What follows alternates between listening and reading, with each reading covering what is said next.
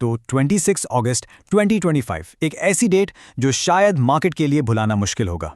हर तरफ लाल ही लाल, एकदम तूफान सा आ गया था। लेकिन आखिर हुआ क्या, और सबसे इंपॉर्टेंट, कल मार्केट खुलने पर आपको और हमको करना क्या है? चलिए इस पूरे मामले को आसान भाषा में समझते हैं और कल के लिए एक सॉलिड स्ट्रैटेजी बनाते हैं। सबसे पहले स्क्रीन पर यह नंबर देखिए, 6 लाख करोड़ रुपए। हाँ, सही सुना आपने, इतना पैसा इन्वेस्टर्स का बस एक दिन में साफ हो गया।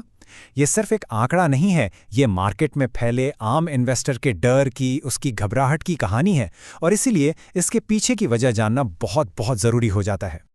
तो चलिए शुरुआत हेडलाइन नंबर से करते हैं। देखते हैं कि इस झटके का असर कितना गहरा था। हमारे जो मेन इंडिसेस हैं, निफ्टी और सेंसेक्स, उनका क्या हाल हुआ? दोनों ही निफ्टी और सेंसेक्स 1% से ज्यादा नीचे आकर बंद हुए।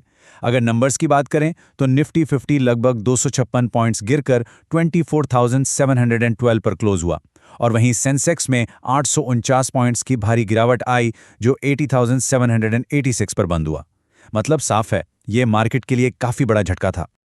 अब सबसे बड़ा सवाल कि अचानक ऐसा हो क्या गया? सब कुछ ठीक ठाक चल रहा था।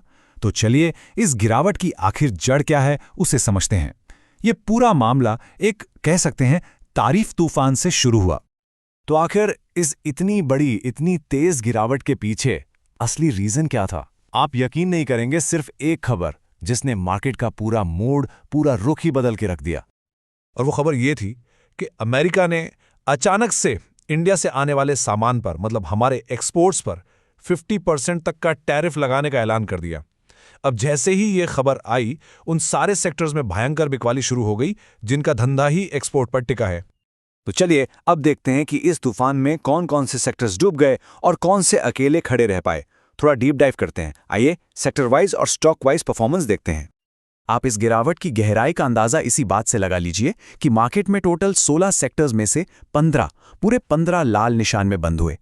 बस एक लौता सेक्टर था एफएमसीजी, जो इस तूफान के सामने अकेले डटा रहा और हल्के हरे निशान में बंद हुआ। अब अगर कुछ बड़े नाम वाले स्टॉक्स की बात करें तो वोडाफोन आइडिया में तो जैसे भूचाल ही आ गया, लगभग 10% टूट गया, क्योंकि खबर ऐसी थी कि एजीआर मामले में शायद सरकार से कोई मदद ना मिले। इसके अलावा सन फार्मा और टाटा स्टील जैसे हैवी वेट्स भी 3% नीचे आ गए। और हाँ, सिर्फ बड़े स्टॉक्स ही नहीं, मिड कैप्स और स्मॉल कैप्स, वो भी 1.6% से 2% तक लुढ़क गए। अच्छा ठीक है, जो हुआ सो हुआ, पास्ट को तो बदल नहीं सकते, लेकिन फ्यूचर हमारे हाथ में है। तो अब सबसे जरूरी सवाल, कल यानी 27 अगस्त को जब मार्केट खुलेगा तो हमारी स्ट्रैटेजी क्या होनी चाहिए? चलिए आगे का रास्ता क्लियर करते हैं। देखिए, इस वक्त मार्केट को 2 हिस्सों में बांटकर देखना सबसे स्मार्ट काम होगा। एक तरफ हैं वो सेक्टर्स जो एक्सपोर्ट पर डिपेंड करते हैं, जैसे कि फार्मा और मेटल्स। अब सीधी सी बात है, टैरिफ लगा है तो ये प्रेशर में रहेंगे। लेकिन दूसरी तरफ है वो सेक्टर्स जिनका फोकस डोमेस्टिक मार्केट यानी इंडिया के अंदर है, जैसे एफएमसीजी, रिटेल, आईटी। ये इस भारी झटके से काफी हद तक सेफ हैं, तो शायद यहां बेहतर मौके मिल सकते हैं। तो कल के लिए बस ये 3 सिंपल स्टेप्स याद रखिएगा। स्टेप नंबर 1, काम रहो।